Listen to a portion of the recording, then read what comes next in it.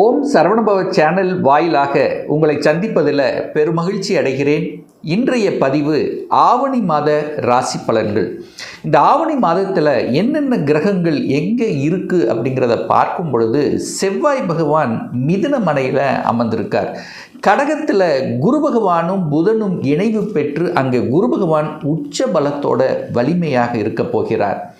சூரிய பகவான் இந்த மாதம் முழுவதும் சிம்மத்தில் வீற்றிருக்க அங்கு கேதுவோடு இணைகிறது. சுக்கிர பகவான் நீச்சமாக கன்னிமனையில் அமர்ந்திருக்க, ராகு பகவான் கும்பத்தில் அமர்ந்திருக்க, மீன மனையில் சனி பகவான் வக்ரமாக இருக்கார்.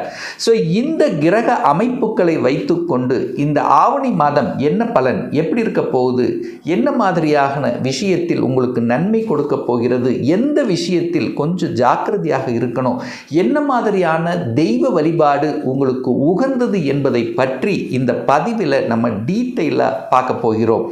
இந்த பதிவை முழுவதுமாக பாருங்கள், ஸ்கிப் பண்ணாதீங்க. கண்டிப்பாக ஏதாவது ஒரு ரூபத்தில் உங்களுக்கு யூஸ்ஃபுல்லாக இருக்குங்கிறதுல எந்தவித மாற்று கருத்தும் கிடையாது. நம்ம சேனலை நீங்கள் ஃபஸ்ட்டு டைம் பார்ப்பவர்கள் என்றால் மறக்காமல் சப்ஸ்கிரைப் பண்ணிக்கிங்க. கடகராசி அன்பர்களே, கடகராசி கடக லக்னம் இந்த ஆவணி மாதம் எப்படி இருக்க போகுது?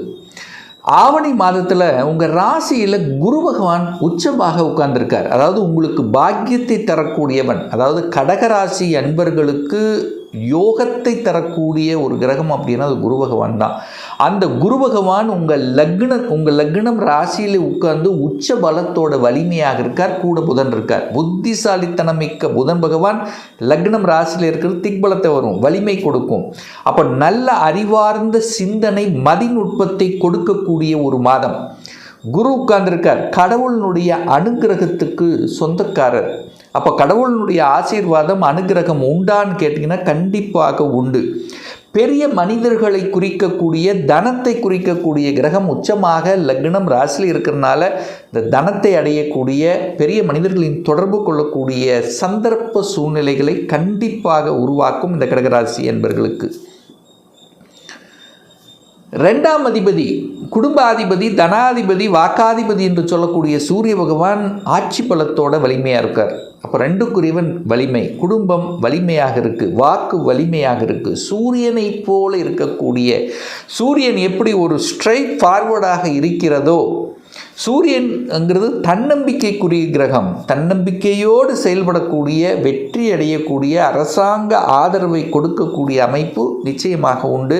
கேது இருக்குது, சில தடைகள், சில ஞானத்தை கண்டிப்பாக கொடுக்கும். அப்போ என்ன, சில விஷயங்களில் இந்த கடகராசி என்பவர்கள் குடும்பத்தில் கேது அங்கே இருக்கிறதுனால கொஞ்சம் அனுசரித்து, கொஞ்சம் விட்டு கொடுத்து போகணும் அப்படிங்கிறத மைண்டில் வச்சுக்கோங்க. அங்கே சூரியனும் கேது சேர்ந்துருக்கு. அப்போ சூரியன் கேது சேரும்போது அங்கே ஒரு தொந்தரவு இருக்குது. சூரியன் வலிமையாக இருக்குது, அப்போ ஒரு தொந்தரவு இருக்குது. நீங்கள் அதிகாரத்தில் இருப்பீங்க, அங்கே அதிகாரத்தில் ஒரு தொந்தரவும் இருக்குது அப்படிங்கிறதையும் மைண்டில் வச்சுக்கோங்க. மூன்றாம் அதிபதியாக இருக்கக்கூடியவர் புதன் பகவான் இந்த மாதத்தினுடைய இறுதியில், அதாவது 21ஆம் தேதி ஆவணி மாதம் 21/7/9 அங்கே உச்சபலம் அடைகிறார், வலிமை பெறுறார். முயற்சி ஸ்தானாதிபதி வலிமை பெறுகிறது. அப்போ முயற்சியால், தன்னம்பிக்கையால் தான் மனசில் நினச்சதை ஒரு வேகமாக, விரைவாக செயல்படக்கூடிய அமைப்பு இந்த மாதம் உண்டு.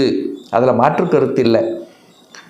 நான்காம் அதிபதி 4ஆம் இடத்திலேயே ஆட்சி பலத்தோடு இருக்கக்கூடிய மாதம் இந்த ஆவணி மாதம். இது எப்போ சார் இது நடக்குது அப்படின்னா ஆவணி மாதம் 16 தேதி. நாளுக்குரியவன் வலிமை பெறுகிறார். நாளுங்கிறது சுகம் வலிமை பெறப்போகிறது. தாய் நன்றாக இருக்க போகிறது. தாய் சார்ந்த விஷயத்தில், ஏன்னா தாயின் மீது அளவு கடந்த அன்பையும் பாசத்தை கொடுக்கக்கூடியவர்கள் நீங்கள். சில சமயங்களில் பார்த்திங்கன்னா ஏதோ ஒரு வகையில் தாயை விட்டு பிரிஞ்சு இருக்கிறது, தாயோட கருத்து வேறுபாடு, தாய் சார்ந்த உடல்நலத்தில் சின்ன தொந்தரவுகள், இது எல்லாமே சரி செய்யக்கூடிய, சீர்படுத்தக்கூடிய, சமநிலைப்படுத்தக்கூடிய ஒரு நல்ல மாதமாக அமைகிறது. சொத்து சேர்க்கை சூப்பராக இருக்க போகுது. சொத்து சேர்க்கணும், இடம் வாங்கணும், நிலம் வாங்கணும், வீடு வாங்கணும், வண்டி வாகனம் வாங்கணும், இதெல்லாம் ஆசைப்படுறவங்களுக்கு சூப்பரான ஒரு மாதம் இந்த கடகத்துக்கு. அப்போது வாங்கணும் என்கின்ற எண்ணம் இருந்தால் தாராளமாக வாங்கி கொள்ளலாம். சார் எப்படி சார் சொல்கிறீங்க? 4ஆம் அதிபதி தான் இடத்துக்கு நிலத்துக்கு வண்டி வாகனத்துக்குரிய ஒரு ஸ்தானம். அவர் ஆட்சியாக இருக்க போகிறார். சுக்கிரனும் அதே தான். சுக்கிரன்னா வீடு வண்டி வாகனத்துக்கு காரக கிரகம். அவரும் அங்கேயே உட்கார்ந்துருக்கார். அப்போ இதெல்லாம் செயல்படுத்துவதற்கு உகந்த பாக்யாதிபதி உங்கள் தலைமையிலேயே உட்கார்ந்துருக்கார். ஒரு நல்ல அமைப்பு. ஸோ இப்போது இந்த மாதம் இதெல்லாம் பார்க்கும்போது தடை கொடுத்து கொண்டு, ஏன்னா போன மாதம் சுக்கிரன் வேறு நீச்சமாக இருந்தாரா, அப்போது 4க்குரியவன் தனக்கு 12ல் போய் மறைஞ்சிருந்தாரா, வாங்கலான்னு ஒரு எண்ணம் இருந்திருக்கும், வாங்க முடியாமல் போயிருக்கும். இல்லை ஏதோ ஒரு தடை, ஏதோ ஒரு தாமதம், ஏதோ ஒரு பிரச்சனை, ஏதோ ஒரு தொந்தரவு இருந்திருக்கும். இப்போ அந்த தொந்தரவு எல்லாம் விலகிவிட்டது. அப்போ இடம், வீடு, வண்டி, வாகனம், அசையும் அசையா சொத்துக்கள் வாங்குவதற்கு உகந்த மாதம் இந்த ஆவணி மாதம் இந்த கடகராசி அன்பர்களுக்கு. 5ஆம் இடத்தை குரு பார்க்குறார். 5 என்பது குழந்தை ஸ்தானம். அந்த இடத்தை குரு பார்க்குறார். தனது 5ஆம் பார்வையாக பார்க்கிறார். உச்சமாக இருந்து பார்க்கிறார். பாக்யாதிபதியாக இருந்து பார்க்கிறார். அப்போ 5ஆம் இடம் வலுப்பெற போதா? அப்போ பூர்வ புண்ணியம் பலப்பட போகிறதா? அப்போது பூர்வீகத்தில் இருந்து வந்த பிரச்சனை கண்டிப்பாக இருந்தது. ஒரு சொத்து பிரச்சனை, ஒரு பாக பிரச்சனை, ஏதோ ஒன்று, சகோதர உறவுகள் உள்ள பிரச்சனை. ஏன்னா செவ்வாய் போய் 12ல் உட்காந்துருக்கான். அப்போ ஏதோ ஒரு பிரச்சனை இருக்குதுன்னா அதை தீர்த்துடலாம் அப்படிங்கிற எண்ணத்தை கண்டிப்பாக கொடுக்கும். அதாவது விட்டு கொடுக்கக்கூடிய மனப்பாங்குங்கிறது இந்த மாதம் எதிர்பார்க்கலாம் இந்த கடகராசி என்பர்கள். குழந்தை பாக்கியத்துக்கு சாதகமாக இருக்கான்னா 100% சாதகமாக இருக்குது. ஏன்னா குரு குழந்தை காரக கிரகம், குழந்தை ஸ்தானத்தை பார்க்கிறது. அது பாக்யாதிபதியாக இருந்து பார்க்குது. நல்லது நடக்க போகுது. அப்போ குழந்தை பாக்கியம் இல்லாதவர்களுக்கு குழந்தை பேரு உண்டு. குழந்தைகளால் நல்லவைகள் என்ன, உங்களாலேயோ அல்லது குழந்தைகளாலோ ஒரு நற்பெயர் கொடுக்கும்போது உங்களுக்கு ஒரு சந்தோஷம் கிடைக்கும்.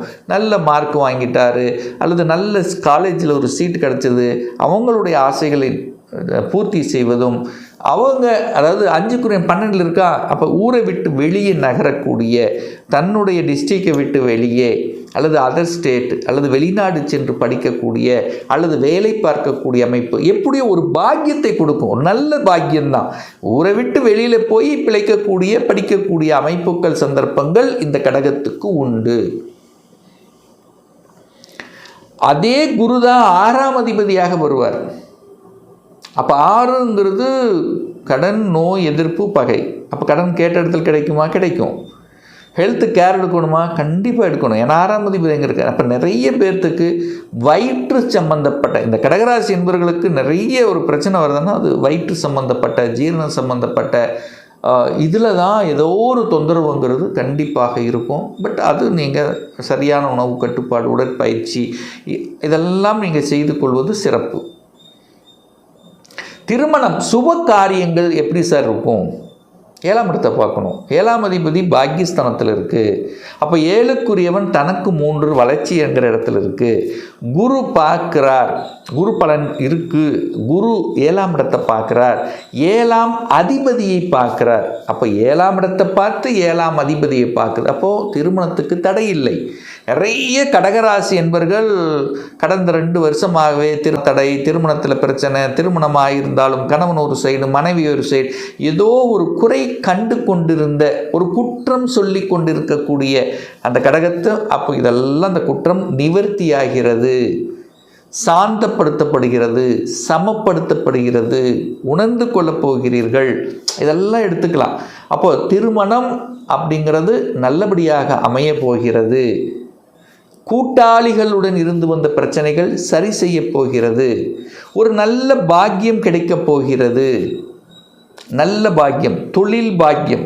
இப்போ தொழிலில் பல பிரச்சனைகளை சந்திச்சிருப்பீங்க. நிறைய அனுபவ பாடங்களை உங்களுக்கு கொடுத்துருக்கு. ஸோ அதன் மூலமாக சில சேஞ்சஸ், ஒரு மாற்றங்கள் செய்து சீர்படுத்தக்கூடிய அமைப்புங்கிறது கடகத்துக்கு நிச்சயமாக உண்டு. சார் 10ஆம் அதிபதி போய் 12ல் மறைஞ்சிட்டாரே, 10க்குரியவன் 12ல் இருக்கிறார். அப்போ தொழில் விரயமாக இருக்கிறது. நீங்கள் அப்படி எடுத்துக்க வேண்டாம். தொழில் 12, தொழிலுக்காக வெளிநாடு, வெளியூர், வெளி மாநில பயணங்கள் மேற்கொள்ளக்கூடிய அமைப்பு. இன்னொரு தொழிலை செய்யணும், ஏன்னா 10க்குரியவன் தனக்கு 3ஆம் இடத்தில் இருக்கார் அல்லவா, அப்போ இன்னொரு தொழிலை செய்யணுங்கிற எண்ணங்களை கொடுக்கும். முதலீடு செய்வதற்குண்டான அமைப்புகள், சந்தர்ப்பங்கள்ங்கிறது கண்டிப்பாக கடகத்துக்கு ஏற்படுத்தும். அதில் மாற்று கருத்து இல்லை. அப்போது 10க்குரியவன் 12ல் அமைஞ்சார், ஆனால் 11க்குரியவன் நீச்சமாகி இப்போது ஆட்சி பலம் அடைய போகிறார். அப்போது ஓரளவுக்கு செஞ்சிருந்தாலும் இப்போது லாபம் கொடுக்கக்கூடிய அமைப்பு உண்டு. அப்போ லாபத்தை எதிர்பார்க்கக்கூடிய ஒரு மாதமாக இந்த கடகத்துக்கு அமைய போகிறது. நீங்கள் என்ன தொழில், என்ன வேலை, என்ன இருந்தாலும் ஒரு நல்லது நடக்கக்கூடிய, ஒரு சிலருக்கு ப்ரொமோஷன் கிடைக்கும், ஒரு சிலர் மாற்றங்கள், டிரான்ஸ்ஃபர் கிடைக்க, அதாவது விரும்பிய இடத்துக்கு டிரான்ஸ்ஃபர் கிடைக்கக்கூடிய அமைப்பு, அல்லது ஸ்டேட் கவர்மெண்ட் சென்ட்ரல் கவர்மெண்ட் மாறக்கூடிய அமைப்பு. சூரியன் வேறு வலுவாக இருக்கா, அப்போ அதிகாரம் கிடைக்கக்கூடிய அமைப்பு. அரசாங்கம், நிறைய பேர் அரசாங்க வேலை ட்ரை பண்ணி கிடைக்கல, இப்போ ஸ்ட்ராங்காக கிடைக்கக்கூடிய அமைப்பு. அப்போது அதுக்கான எண்ண ஓட்டங்கள் சரியாக செயல்படுத்தக்கூடிய வாய்ப்புகள். ஸோ இது மாதிரி நல்ல விஷயங்கள் கொடுக்கக்கூடிய ஒரு மாதமாக இந்த ஆவணி மாதம் அமையப்பெறுகிறது. சார், தெய்வ வழிபாடு இந்த ஆவணி மாதம் அப்படின்னு எடுத்துட்டா, ஆவணி மாதம் 19ஆம் தேதி 5/9/2026 சனிக்கிழமை சனி பகவானுடைய ஜெயந்தி, பிறந்த நாள் வருகிறது. ஸோ அன்றைய தினம் யாருக்கெல்லாம் சனி புத்தி நடந்துகிட்ருக்கோ, அல்லது தொழில் சார்ந்த விஷயத்தில் நிறைய இடர்பாடுகள், தொந்தரவு இருக்குது, இன்னும் கடன் இருக்குது, பிரச்சனையாக இருக்குது, யாருக்கெல்லாம் திருமணம் நடக்கலை, யாருக்கெல்லாம் தனக்கு ஒரு நல்ல பாக்கியத்தை அமைத்து கொடுக்க முடியல, தொழில் ரீதியாக போராடி கொண்டிருக்கக்கூடிய அத்துணை கடகராசி என்பவர்களும் அன்றைய தினம் சனி பகவானை, அதாவது நவகிரகத்தில் இருக்கக்கூடிய சனி பகவானை சென்று அன்றைய தினம் வழிபடுவது நல்ல ஒரு மேன்மையை உங்களுக்கு ஏற்படுத்தி கொடுக்கும். அதே போல் ஆவணி மாதம் 26ஆம் தேதி 12/9/2026 சனிக்கிழமை அன்னைக்கு செவ்வாய் பகவானுடைய ஜெயந்தி. அந்த செவ்வாய் தான் இந்த கடகத்துக்கு ராஜ யோகத்தை தரக்கூடிய கிரகம், 5ஆம் அதிபதி 10ஆம் அதிபதி. அப்போது ஒரு பூர்வ புண்ணியம், குழந்தைகளால் ஒரு மனமகிழ்ச்சி, சந்தோஷம் கிடைக்கக்கூடிய அமைப்புகள், தொழில் விருத்தி அடையக்கூடிய தன்மை. செவ்வாய்ங்கிறது அதிகாரம் மேன்மை தரக்கூடிய அமைப்பு. ஒரு இடம் வாங்கணும், வீடு வாங்கணும், வண்டி வாகனங்கள் வாங்கணும், இந்த சகோதர உறவுகளில் பிரச்சனை, இந்த மாதிரி அந்த பாக்கியம் கிடைக்க முடியாமல் இருக்கின்றவர்கள், அதிர்ஷ்டம் இல்லாதவர்கள், எனக்கு ஒரு அதிர்ஷ்டம் அப்படின்னு நினச்சிட்ருக்கிறவங்க, இவங்க எல்லாருமே அன்றைய தினம் நவகிரகத்தில் இருக்கக்கூடிய செவ்வாய் பகவான் அல்லது முருகப்பெருமானை சென்று வழிபட்டிங்கன்னா நிச்சயமாக நன்மை எதிர்பார்க்கும். அதில் எந்தவித மாற்று கருத்தும் கிடையாது. இன்னும் ஒரு துல்லிய பலன், உங்கள் ஜாதகத்தில் கிரகங்கள் எப்படி இருக்குது, என்ன அமைப்பில் இருக்குது, என்ன ஆதிபத்தியம் பெற்றிருக்கு, எத்தனை டிகிரியில் அமர்ந்திருக்கு, இப்போ நடப்பு தசாநாதன், புத்திநாதன், அந்தரநாதன், சூட்சமநாதன் எப்படி இருக்குது என்பதை பொறுத்து நீங்கள் கேட்கக்கூடிய எந்த கேள்வியாக இருந்தாலும் சரி, சொந்த தொழிலா வேலையா, சொந்த தொழில்னா அதுக்குண்டான அமைப்பு இருக்கிறதா, அல்லது எப்போ நம்ம சொந்த தொழிலை ஆரம்பிக்கலாம், வேலைன்னா கவர்மெண்ட் ஜாபா இல்லை ப்ரைவேட் ஜாபா, அந்த கவர்மெண்ட் ஜாபுக்கான கொடுப்பினை இருக்கா, அல்லது எப்போ நமக்கு கவர்மெண்ட் ஜாப் கிடைக்கும், எப்போ ப்ரமோஷன் கிடைக்கும், எப்போ இடமாற்றம் கிடைக்கும், எப்போ திருமணம் நடக்கும், எப்போ குழந்தை பாக்கியம் அமையும், எப்போ நான் வீடு கட்டுவேன், இது போன்ற கேள்விகளுக்கு துல்லியமான பதிலை நம்மால் கூற முடியும். ஒரு பர்சனல் கன்சல்டேஷன் எடுத்துக்கணும், ஒரு சுய ஜாதகம் பார்க்கணும் என்று விருப்பப்படக்கூடிய அன்பர்கள் டிஸ்பிளே தெரியக்கூடிய நம்பருக்கு வாட்ஸ்அப் மூலியமாகவோ ஃபோன் கால் மூலியமாகவோ தொடர்பு கொண்டு அப்பாயின்மெண்ட் பெற்றுக்கொண்டு நேரடியாகவோ அல்லது ஆன்லைன் மூலமாகவோ கன்சல்டேஷன் எடுத்துக்கலாம். நம்மளுடைய அலுவலகம் கோயம்புத்தூரில் அமைந்துள்ளது. அதாவது கோயம்புத்தூரிலிருந்து மேட்டுப்பாளையம் செல்லும் வழியில் வெள்ளக்கிணர் பிரிவு அன்னபூர்ணா ஹோட்டலுக்கு அருகில் அமைந்துள்ளது. பிரியர் அப்பாயின்மெண்ட் வாங்கிட்டு நேரடியாக கன்சல்டேஷன் எடுத்துக்கலாம். மீண்டும் ஒரு நல்ல பதிவில் உங்களை சந்திக்கும் வரை உங்களிடமிருந்து விடைபெறுவது உங்கள் அஸ்ட்ராலஜர் டாக்டர் சதீஷ்.